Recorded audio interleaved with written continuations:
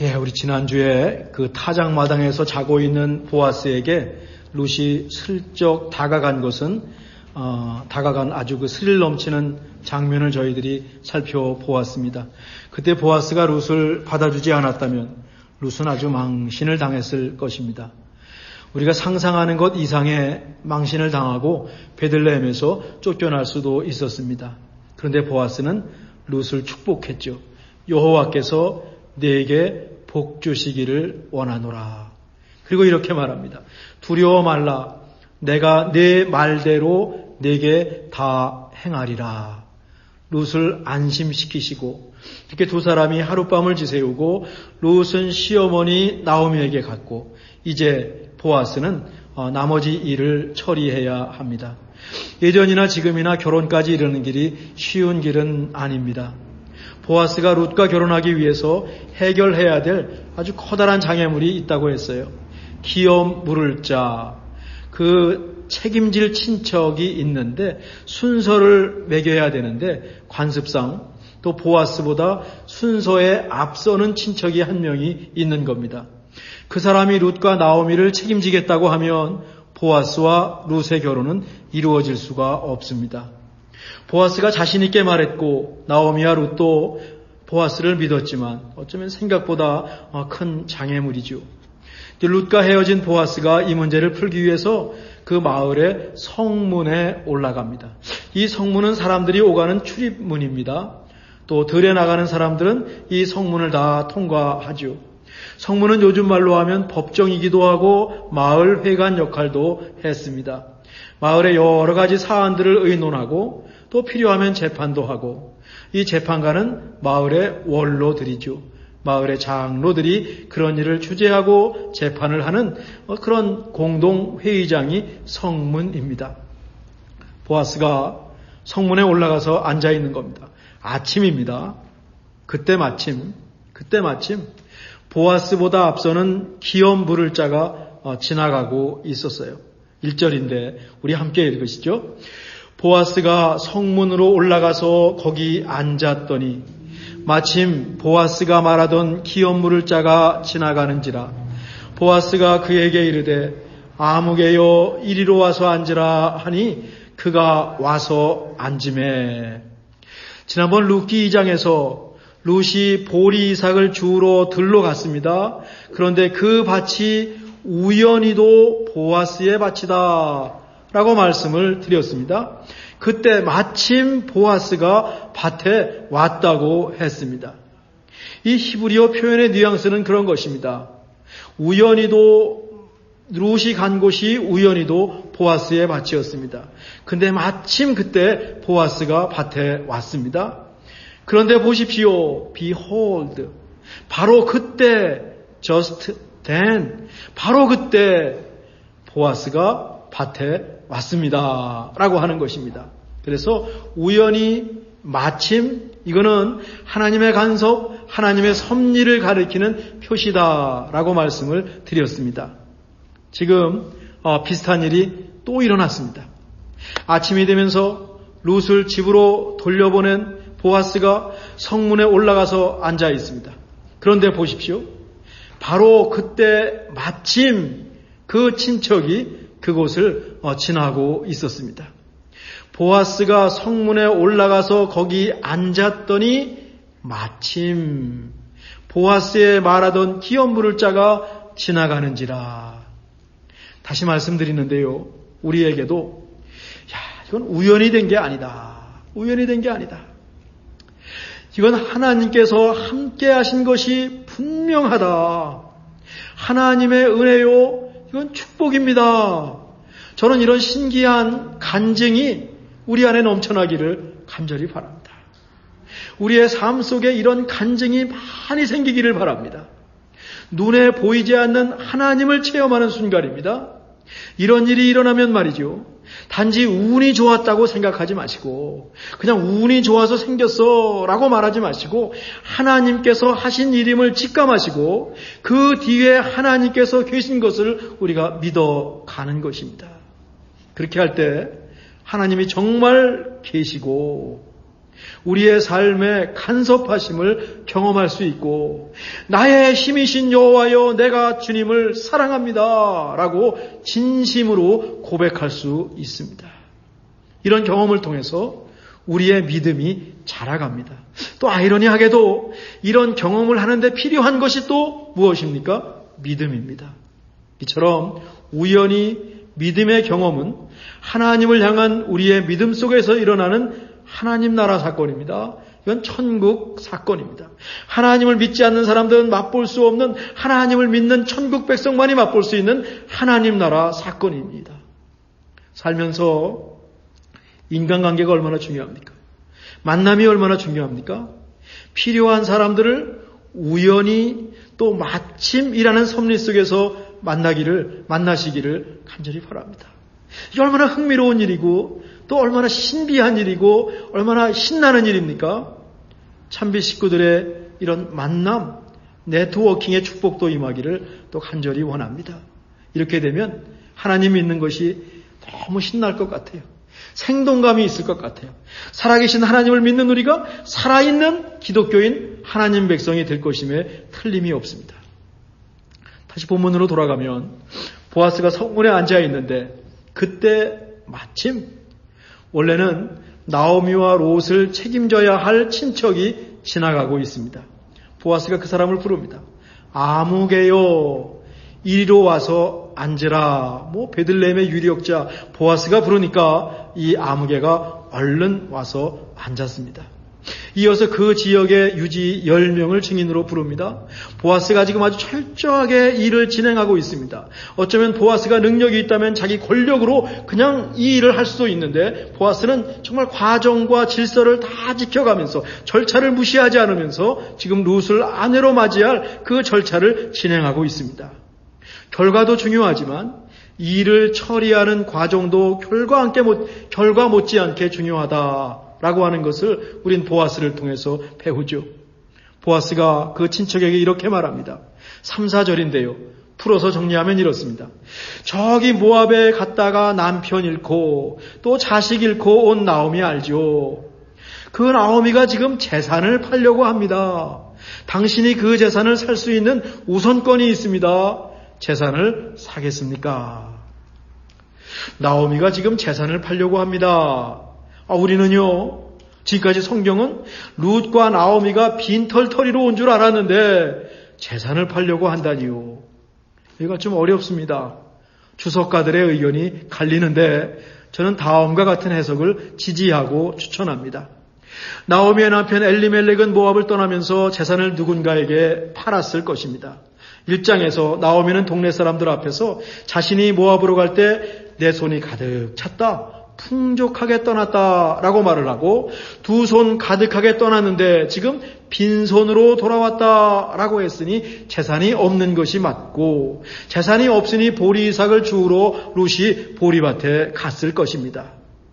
레위기 25장에 50년마다 돌아오는 희년이라고 하는 제도가 소개됩니다. 희년법에 의하면 희년이 되면 땅을 원래 주인에게 돌려줘야 합니다. 땅을 샀어도 희년까지만 자기 것이고 그 다음에는 원래 주인에게 돌려주면서 50년 주기로 모든 사람이 공평하게 다시 시작할 수 있도록 다시 시작할 수 있도록 하는 겁니다. 땅은 하나님의 것이고 이스라엘 백성은 하나님의 땅을 관리하는 하나님의 소작인이다 라는 것을 희년 제도를 통해서 보여주시려는 하나님 뜻입니다. 우리 시대 자본주의와는 너무 다르죠. 그래서 그리스도인이 현대를 사는 것이 쉽지가 않은 겁니다. 부딪히는 겁니다. 고민이 생기고 갈등이 생기고 내가 하나님 백성인데 나도 저 사람들처럼 해야 되는가, 나도 세상 사람처럼 똑같이 해야 되는가, 또 안 하면 뒤처지는 것 같고 부딪히는 겁니다. 갈등이 생기는 겁니다. 또 그렇다고 수천 년 전으로 돌아갈 수도 없습니다. 대신해서 희년을 비롯한 성경의 핵심 개념을 마음에 품고 최대한 여러분이 할 수 있는 한에서 최대한 최선을 다해서 세상 사람들과 다르게 구별된 길을 가야 할 것입니다. 레위기 25장에 의하면 희년이 되지 않더라도 친척 중에서 누군가 여유가 있으면 팔린 토시를 다시 사와가지고 원래의 친척에게 줄 수가 있어요. 이게 기업 물을 자가 하는 일입니다. 원래의 주인이 없으면 그 다음 순서의 사람이 토지를 다시 사와가지고 자기 것으로 만들 권리가 있습니다. 아마 나오미에게 팔 땅이 있다라고 하는 것은 현재 땅을 갖고 있는 것이 아니라 땅을 다시 사서 자기 것으로 만들 수 있는 권리가 있다라고 하는 의미일 것입니다. 그 권리를 팔려고 한다라는 것이죠. 나오미의 친척이 가만히 들어보니까 이거 괜찮은 딜입니다. 아무리 땅이 하나님 것이라고 해도 일단 재산이 늘어나는 것은 누구나 기분 좋습니다. 이거 뭐 아침부터 재산이 굴러 들어오게 생겼어요. 그거 내가 모르겠소. 그 재산을 내가 사겠소. 얼른 대답합니다. 큰일 났습니다. 이 사람이 재산을 다시 산다면 보아스와 룻은 결혼할 수가 없어요. 그때 보아스가 룻에 대한 이야기를 꺼냅니다. 아주 치밀하고 세심해요.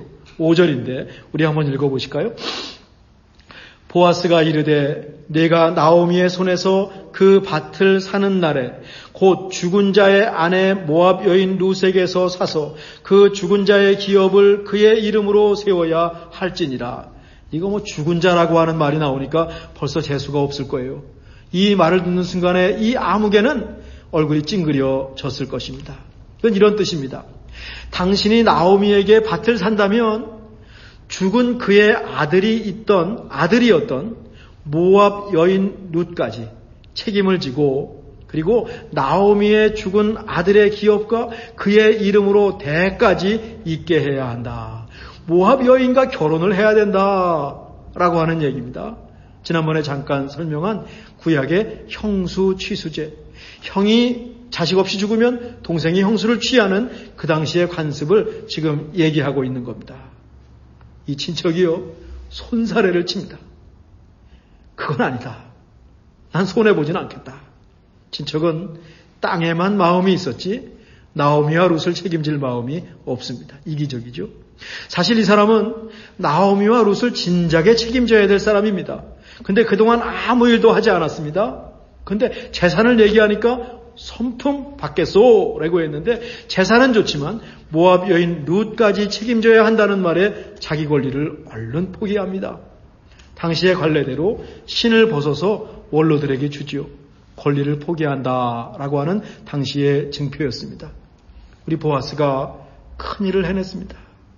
법을 어기지도 않고 서둘지도 않고 차근차근 친척으로부터 권리를 양도받았습니다.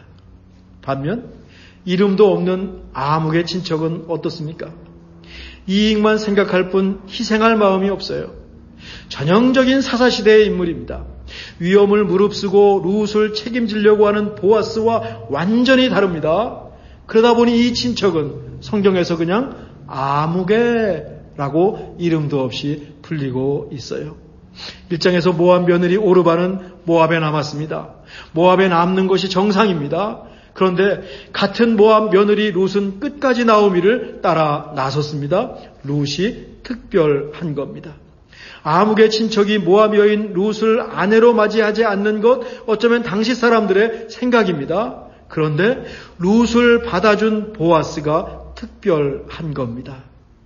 하나님 백성은요, 일반적이고 상식적인 선을 넘어서 조금 특별하게 살아야 한다라고 하는 것을 룻과 보아스를 통해서 배웁니다.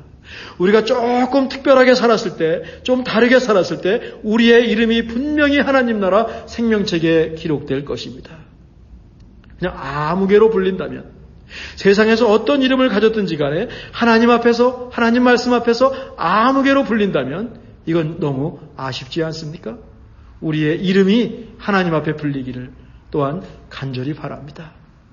알고 보니까 룻은 나오미의 두 아들 가운데 말론의 아들이었어요. 아내였어요. 말론의 부인이었어요. 말론은 뭐라 그랬습니까? 병치기라 그랬어요. 허약한 남편을 두었던 룻입니다. 그런데 지금 보아스는 유력자입니다. 힘이 있습니다. 능력이 있습니다. 야, 룻에게 임한 하나님의 보상입니다. 때가 되니까 선한 마음으로 선하게 살다 보니 기대하지 않았던 큰 축복이 룻에게 임했습니다.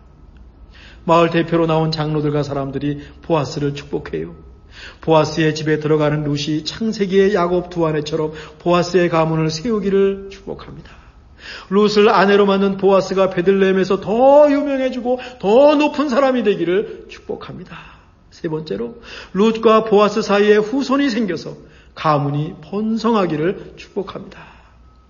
얼마나 아름다운 광경인지요? 우리 다음 시간이면 룻기 연속 설교가 마무리됩니다. 룻기와 관련해서 제가 오늘 카톡방에 두 성경 구절을 띄우고 백지에 꼭 써서 이 시간 함께 읽기를 부탁을 드렸는데 그렇게 하신 줄 믿습니다. 룻기를 시작하면서 로마서 8장 28절은 룻기를 설명하는 신약의 요절 말씀입니다. 라고 했죠. 하나님을 사랑하는 자, 곧 그 뜻대로 부르심을 받은 자에게는 모든 것이 합력하여 결국에는 선을 이루고 맙니다. 우리는 이 말씀이 룻과 나오미에게 이루어지는 것을 봤습니다. 보아스보다 앞선 친척이 자기 권리를 포기하고 보아스가 룻과 결혼하게 되는 과정에서도 이 모든 것이 합력해서 선을 이루시는 하나님의 손길과 하나님의 섭리를 저희는 봤습니다. 룻기의 가장 큰 주제 가운데 하나예요. 우리에게도, 우리 모두에게도, 우리 참빛교회 식구들에게도 하나님의 섭리가 임하기를 다시 한번 간절히 바랍니다. 크고 작은 일 속에서 말이죠. 우리 크고 작은 일 속에서 우연히 마침으로 임하는 그 하나님의 손길이 임하기를 간절히 원하고 우리가 그것을 발견해내야 됩니다. 포착해내야 됩니다. 그냥 지나치면 안 됩니다. 그것을 발견하고 그것을 포착하고 그것을 갖고 하나님께 감사할 수 있기를 간절히 바랍니다. 이런 하나님의 손길, 하나님의 간섭은 언제나 임할 것입니다. 우리가 그것을 발견하지 못하고 알아채지 못하고 그냥 운이 좋았다 라고 하면서 지나칠 때가 엄청 많았을 것입니다. 이제부터 룻기는 다음 주로 마무리되지만 우리 삶에 임하는 하나님의 손길을 꼭 발견하시고 꼭 잡으시고 하나님께 갖고 와서 하나님 고맙습니다. 하나님 나와 함께 하시니 너무 감사합니다. 솔직히 우리 미래가 어떻게 펼쳐질지 모릅니다. 지금 백신을 많이 맞았지만 올가을에 다 잡힐 거라고 생각하지만 집단 면역이 될 거라고 생각하지만 아무도 모르고 저는 지난주에 총기 사건이 있는 걸 보면서 이거 뭐 어디 있는 줄 압니까? 우리가 커스코에 가고 세이프에 갔는데 어느 날 이상한 사람들이 그 일을 하면 우리가 그냥 그 자리에서 희생자가 되는 겁니다. 개인적인 미래가 앞으로 어떻게 펼쳐질지 아무도 모르죠. 뭐 알려고 할 필요도 없어요. 그래도 알지 못합니다. 굳이 미래를 알려고 한다면 어쩌면 그것은 믿음이 없다는 증거요. 하나님의 자리에 올라가려는 교만입니다. 하나님만이 다 아시는데 내가 다 알려고 하면 하나님 자리에 올라가려는 교만 아니겠습니까? 그래도 우린 사람이기에 미래를 생각하면 염려가 밀려오고 또 불안해지고 조금 지나치면 두려움이 엄습하죠. 하나님께서 함께 하시고 모든 것이 결국 선을 이룰 것이라는 말씀을 우리가 지금 이곳에서 많이 경험하셔야 됩니다. 지금 이곳에서 많이 경험하면 지금까지 하신 하나님께서 앞으로도 그렇게 하실 것이라고 미래의 불안과 두려움과 그 염려를 확실히 줄일 수가 있습니다. 미래가 어떻게 펼쳐지든지 하나님께서 모든 것을 결국에는 선을 이루실 것이다 라고 하는 믿음이 우리 가운데 확실하게 자리 잡기를 간절히 원합니다. 이것이 우리의 믿음이요, 확신이요, 자신감이죠. 우리 삶뿐만 아니라 세상 속에서 일하시는 하나님의 큰 손길까지 저희들이 발견하기를 또 기대합니다. 이제 우리가 해야 할 일이 있습니다.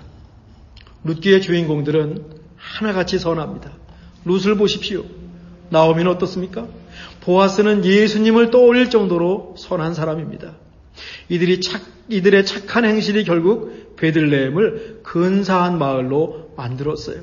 장로들도 이 베들레헴 사람들도 보아스를 축복하는 것을 보니 이들의 선한 영향력이 마을을 지금 움직이고 있습니다. 룻기 처음 시간에 이 룻기 배경이 되는 사사시대를 소개했습니다. 왕이 없고 자신들이 왕인 시대입니다. 내가 옳으면 옳은 겁니다. 다른 사람을 배려할 마음이 없습니다. 나만 잘 되면 됩니다. 희생할 생각은 눈꼽만치도 없습니다. 때로는 법도 어깁니다. 하나님의 일을 하고 하나 사람들의 모범이 되어야 될 제사장 족속 레위인들부터 타락하기 시작했습니다. 빛이 없는 깜깜한 세상이었습니다. 그런데 베들레헴 사람들은 서로 배려하고 축복하고 격려하는 헤세드, 하나님 사랑의 공동체를 지금 세우고 있습니다. 누구보다 베들레헴의 유력자 보아스는 일꾼들까지 축복합니다. 기업 물을 자로 룻을 아내로 삼고 나오미의 재산은 물론 그의 가문을 살려냅니다. 책임감을 가지고 살고 있습니다. 이렇게 선한 베들레헴 사람들을 보면서 산상수훈 속에 예수님 말씀, 오늘 제가 카톡방에 띄워둔 두 번째 말씀, 마태복음 5장 16절이 생각납니다. 우리 함께 읽으시죠. 이같이 너희 빛이 사람 앞에 비치게 하여 그들로 너희 착한 행실을 보고 하늘에 계신 너희 아버지께 영광을 돌리게 하라. 예수님께서 자신을 빛이라고 하셨습니다. 생명의 빛입니다. 우리가 예수님을 믿을 때 예수님께서 우리 안에 들어오시니 우리가 생명의 빛을 품고 있습니다. 그 빛을 사람들 앞에 비치게 하여, 세상에 빛이 되라는 명령이시죠. 부탁이시죠. 빛을 비추는 방법이 무엇입니까? 너희 착한 행실을 보고 룻기의 주인공들처럼 선한 마음을 갖고 선하게 살라라고 하는 것입니다. 그것을 보고 사람들이 하나님을 찾고 하나님께 영광을 돌리게 하라라고 하는 하나님 예수님께서 우리에게 주신 사명이요 부탁입니다. 하나님이 드러나게 하라는 것이죠. 모든 것을 합력해서 선을 이루시는 하나님께 우리가 올려드릴 수 있는 온전한 예배요, 온전한 삶이죠. 우리 룻기 속에서 사람을 통해서 하나님의 기도가 응답되고 하나님 사랑이 실천되는 것을 봤습니다. 자신의 일을 했는데 그것이 그냥 하나님의 일이 되었습니다. 일상을 살았는데 그 일상이 하나님의 일이 됐고 하나님의 역사가 되었습니다. 실제로 룻기 속에는 하나님이라는 표현이 그렇게 많이 나오지 않습니다. 거의 나오지 않습니다. 단지 주인공들이 하나님의 사랑을 실천하고 서로 축복하고 서로 도울 뿐입니다. 그곳에 놀라운 하나님의 역사가 태동하고 있습니다. 우리도 이렇게 하나님의 손길을 경험하는 것을 넘어서 말이죠. 하나님의 역사에 참여하기를 간절히 바랍니다. 한 주간 우리를 통해서 우리 참빛교회 식구들을 통해서 하나님의 이름이 세상에 드러나고 하나님께 영광이 되는 것을 보기 원합니다. 이같이 너희 빛이 사람 앞에 비치게 하여 그들로 너희 착한 행실을 보고 하늘에 계신 너희 아버지께 영광을 돌리게 하라. 기도하겠습니다. 하나님, 룻기를 읽어오면서 우리 마음이 따뜻해졌습니다. 룻기 1장을 읽을 때는 우리도 깜깜하고 우리도 고민이 되고 이런 삶이 다 있나 힘들었지만 2장, 3장, 4장으로 오면서 그 깜깜하고 험한 세상에서 빛으로 사는 룻기의 주인공들이 부러울 정도로 이 하나님의 섭리, 하나님의 손길이 놀랍게 펼쳐졌습니다. 요즘 시대도 어렵기는 마찬가지인데 룻과 나오미 그리고 보아스를 보면서 또 저희들 희망을 갖습니다. 무엇보다 이들 뒤에서 일하시는 하나님을, 그 하나님을 우리도 믿습니다. 우리의 착한 행실로 세상이 밝아지게 하시고 그것이 곧 하나님께 영광이 되는 것을 저희들이 보게 하여 주옵소서. 예수님의 이름으로 기도하옵나이다. 아멘.